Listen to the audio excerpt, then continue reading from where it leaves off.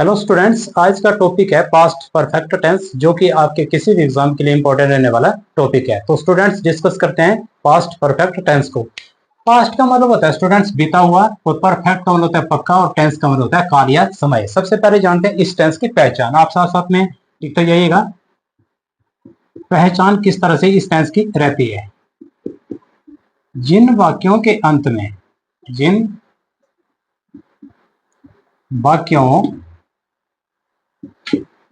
में चुका था, चुके थे,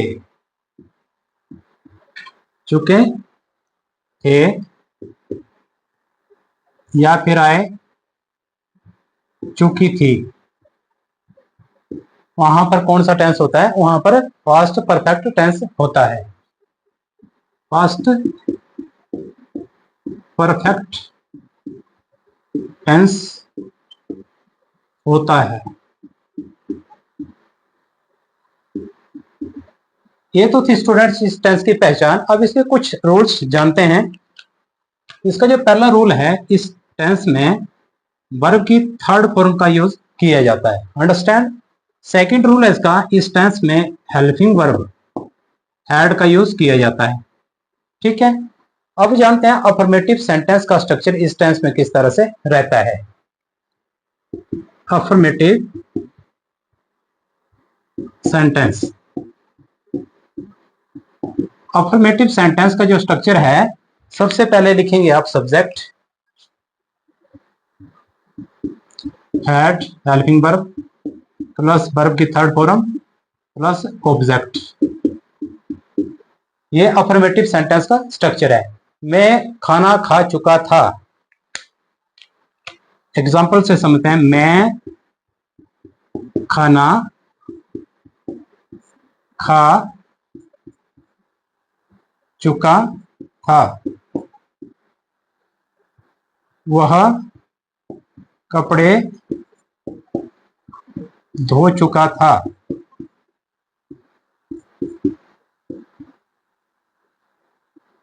तो लास्ट में क्या रहा है? चुका था। तो अब ट्रांसलेट करते हैं इसे इंग्लिश में स्ट्रक्चर की मदद से। Subject, helping verb had, verb की थर्ड फॉर्म प्लस ऑब्जेक्ट। ठीक है। मैं खाना खा चुका था, क्या बनेंगे English? I had eaten, food हो जाएगा। सेकंड नंबर पर है वह कपड़े धो चुका था, क्या बनेंगे English? He had washed the clothes. अब देखते हैं स्ट्रक्चर के हिसाब से क्या है, दोनों सेंटेंस ही सही है गलत है। आई यहां पर सब्जेक्ट हो गया, हैड हेल्पिंग वर्ब है, ईटन जो है वर्ब की थर्ड फॉर्म है, और फूड आपका यहाँ ऑब्जेक्ट है। तो स्ट्रक्चर के हिसाब से ये सेंटेंस बिल्कुल सही हुआ। नेक्स्ट है he had washed the clothes. He आपका सब्जेक्ट, हैड आपका हेल्पिंग वर्ब आ गया, और वॉश्ड जो है यहाँ पे वर्ब की थर्ड फॉर्म है, द क्लॉथ्स आपका ऑब्जेक्ट हुआ। तो स्ट्रक्चर के हिसाब से दूसरा सेंटेंस भी बिल्कुल सही हुआ। तो स्टूडेंट्स अब बात करते हैं नेगेटिव सेंटेंस के स्ट्रक्चर के बारे में।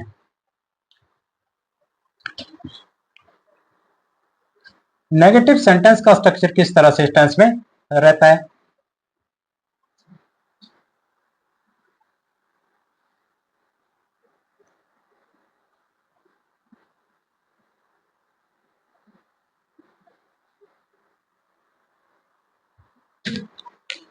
Negative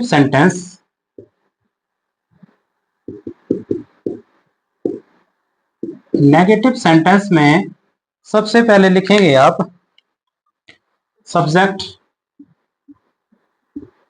helping verb had, not, verb की थर्ड फॉर्म, फिर ऑब्जेक्ट का यूज करेंगे। वह खाना नहीं खा चुका था। एग्जाम्पल से समझते हैं। वह खाना नहीं खा चुका था।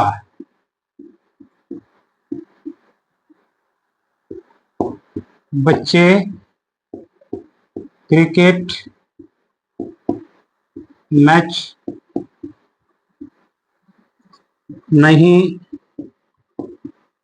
खेल चुके थे।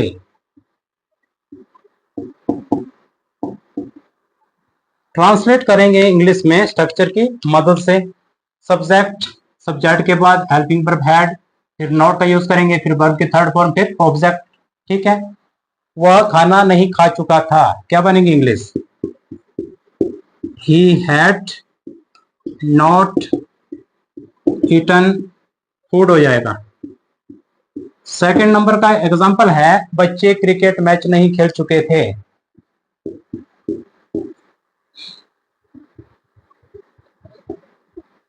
Children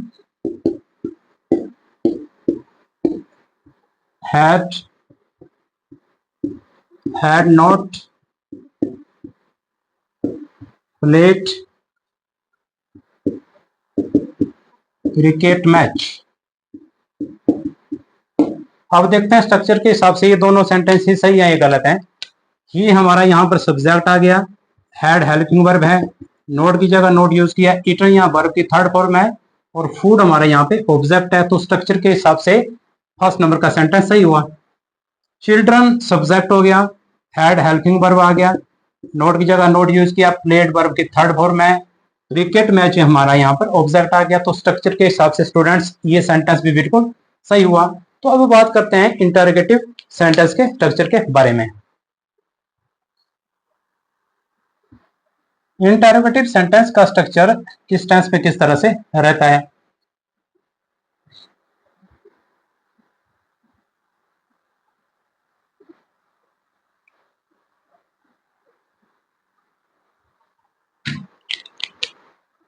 interrogative sentence, interrogative sentence, interrogative sentence में सबसे पहले आप लिखेंगे helping verb had, subject, verb की third form plus object, plus आ जाएगा आपका साइन ऑफ इंटरोगेशन। वह, क्या वह क्रिकेट मैच खेल चुका था? पहला एग्जांपल लेते हैं, क्या वह क्रिकेट मैच खेल चुका था?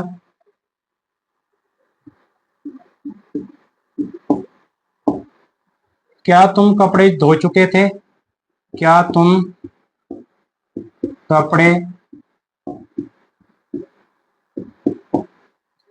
धो चुके थे? अब ट्रांसलेट करेंगे इंग्लिश में स्ट्रक्चर की मदद से। स्ट्रक्चर में सबसे पहले है आपका हेल्पिंग वर्ब हैड, फिर सब्जेक्ट, फिर वर्ब की थर्ड फॉर्म, फिर ऑब्जेक्ट, फिर लास्ट में साइन ऑफ इंटरोगेशन है। क्या वह क्रिकेट मैच खेल चुका था? क्या वह, हैड ही, आगे क्या है, प्लेड क्रिकेट मैच,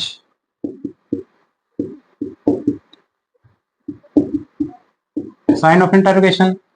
क्या तुम कपड़े धो चुके थे? क्या बनेंगे English? Had you washed the clothes, sign of interrogation. अब देखते हैं स्ट्रक्चर के हिसाब से क्या दोनों सेंटेंस ही सही है गलत है। हैड हमारा यहाँ पर हेल्पिंग वर्ब आ गया, ये सब्जेक्ट, प्लेड वर्ब की थर्ड फॉर्म, क्रिकेट मैच हमारा यहाँ पर ऑब्जेक्ट आया, और लास्ट में हमने साइन ऑफ इंटरोगेशन का यूज किया। तो स्ट्रक्चर के हिसाब से स्टूडेंट्स पहला सेंटेंस हमारा बिल्कुल सही हुआ। सेकंड नंबर पर है, had you washed the clothes.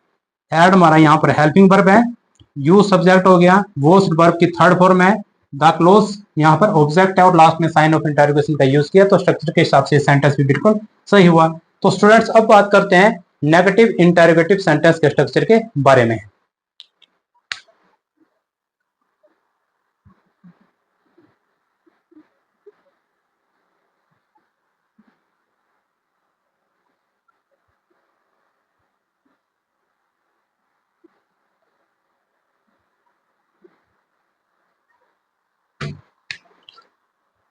Negative interrogative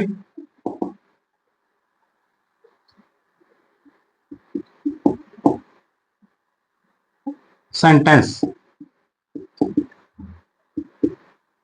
negative interrogative sentence में सबसे पहले लिखेंगे आप हेल्पिंग वर्ब हैड,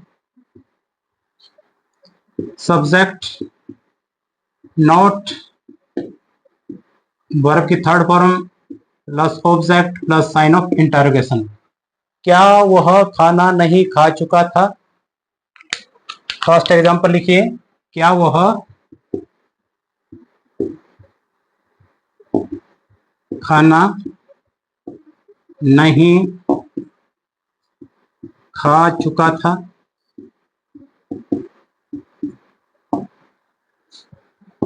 क्या तुम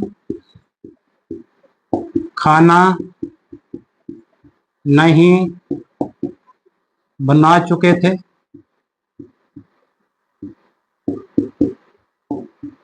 sign of interrogation.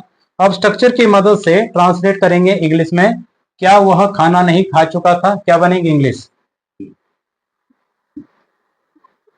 Had he not eaten food हो जाएगा। साइन ऑफ इंटरोगेशन, क्या तुम खाना नहीं बना चुके थे? Had you not cooked food हो जाएगा यहाँ।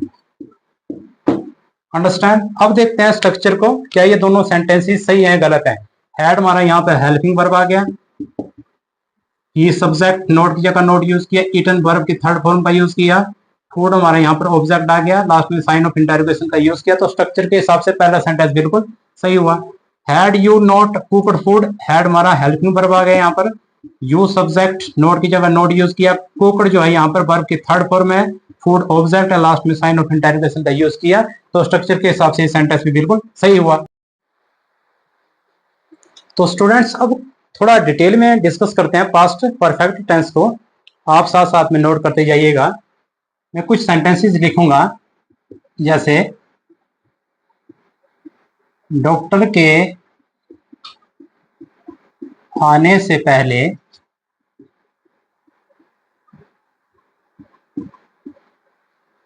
रोगी मर चुका था। ठीक है, दूसरा लिखता हूं, अध्यापक के आने से पहले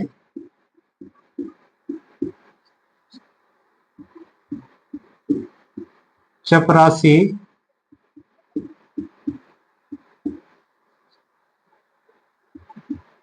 घंटे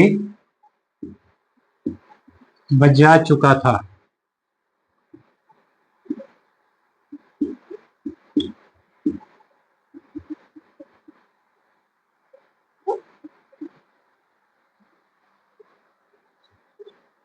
मेरे आने से पहले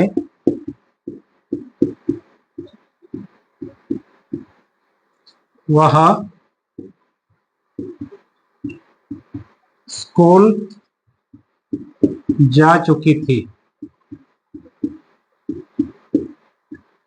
अब इन तीनों सेंटेंसेस को ट्रांसलेट करेंगे हम। डॉक्टर के आने से पहले रोगी मर चुका था, तो रोगी मर चुका था इट मीन्स पहला एक्शन हो चुका था। ठीक है, तो यहां से उठाएंगे हम, the patient had died before the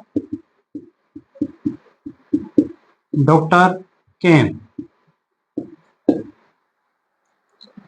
second number का सेंटेंस है, अध्यापक के आने से पहले चपरासी घंटे बजा चुका था।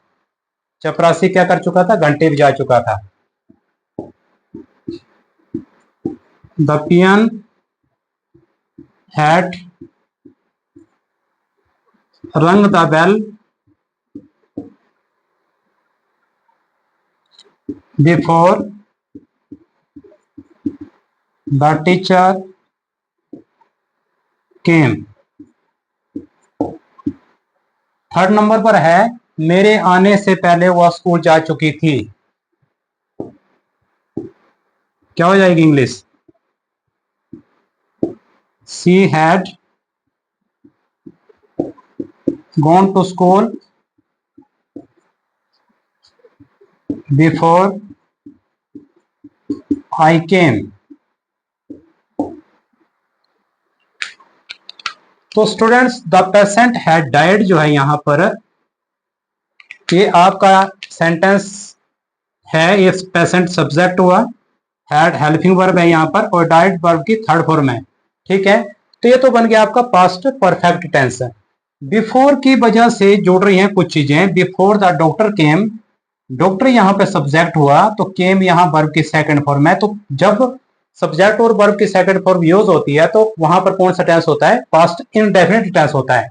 इट मीन्स कि पास्ट में दो एक्शन हो रहे हैं, एक कंप्लीटेड एक्शन है और दूसरा भी एक्शन पास्ट में ही हुआ है, उसके बारे में कोई पता नहीं है, वो इंडेफिनिट है। ठीक है, तो ये बिफोर की वजह से एक सेंटेंस बन रहा है। तो इस पहले को द पेशेंट हैड डाइड जो है ये बन गया आपका principal clause. Before the doctor came ये बन गया आपका सबऑर्डिनेट क्लॉज। ठीक है, नेक्स्ट है the peon had rung the bell. The peon subject हो गया, हैड हेल्पिंग वर्ब आ गया आपका, तो रंग आपका वर्ब की थर्ड फॉर्म है। ठीक है, और before the doctor sorry before the teacher केम, देखो फिर वही बात आ गई, बिफोर की वजह से सेंटेंस जुड़ रहा है। बिफोर द टीचर केम, केम यहाँ पे वर्ब की सेकंड फॉर्म है, द टीचर यहाँ पे सब्जेक्ट है, तो यहाँ पर भी पास्ट इंडेफिनिट टेंस बन रहा है, यहाँ पर पास्ट परफेक्ट टेंस बन रहा है। तो यहाँ पर भी इस टेंस में जो है दो क्लोजेज हैं, एक तो है आपकी प्रिंसिपल क्लॉज और दूसरी है आपकी सबऑर्डिनेट क्लॉज। ठीक है, इसी तरह से she had gone to school, यहां पर भी वर्ब की सेकंड फॉर्म सब्जेक्ट आ गया, हेल्पिंग वर्ब आ गई। ठीक है, before I came, before I came, before जोड़ रहा है तो आई ये सब्जेक्ट हो गया यहाँ पर, और केम ये वर्ब की सेकंड फॉर्म है, तो यहाँ पर भी पास्ट इंडेफिनिट टेंस बढ़ रहा है। तो स्टूडेंट्स इस तरह से आज हमने समझा पास्ट परफेक्ट टेंस के बारे में। अगर वीडियो पसंद आई तो वीडियो को लाइक करें, शेयर करें, कमेंट करें और चैनल को सब्सक्राइब करें।